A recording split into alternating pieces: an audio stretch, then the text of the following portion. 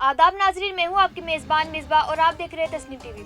आज की हमारी इस खास पेशकश में हम बात करेंगे बॉलीवुड की एक और जानी मानी शख्सियत के बारे में, जिसका नाम है शाहरुख खान।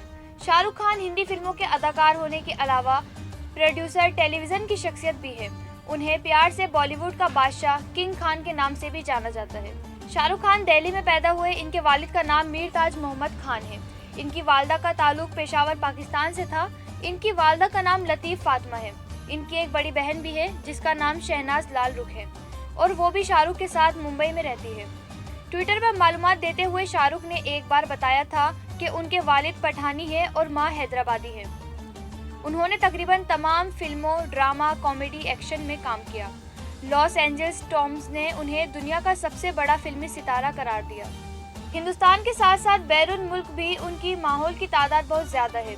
2014 की एक रिपोर्ट के मुताबिक शाहरुख दुनिया के दूसरे अमीर तरीन अदाकार हैं। इनके खाते में 14 फिल्म फेयर अवार्ड हैं। इनका कौमी मुजस्सिमा लंदन के मादाम तसाउ में भी नस्ब है। शाहरुख खान ने अपनी इब्तदाई तालीम सेंट कोलंबस स्कूल दिल्ली से की। उन्होंने अपना ग्रेजुएशन मुकम्मल करने के लिए हंसराज कॉलेज में दाखिला लिया, लेकिन ज़्यादातर वक्त दिल्ली थिएटर एक्शन ग्रुप में गुजारा, जहां से उन्होंने थिएटर डायरेक्टर बेरी जैन की तहत अदाकारी के महारतें सीखी। इसके बाद उन्होंने जामा मिलिया इस्लामिया से मास कम्युनिकेशन में पोस्ट ग्रेजुएशन की तालीम शुरू की, लेकिन अदाकारी के करियर को आगे बढ़ाने के लिए उसे छोड़ दिया। शाहरुख का करियर टेलीविज़न से शुरू हुआ। उन्होंने दिल, दरिया, फौजी, सर्कस जैसे सीरियल से अपनी पहचान बनाई।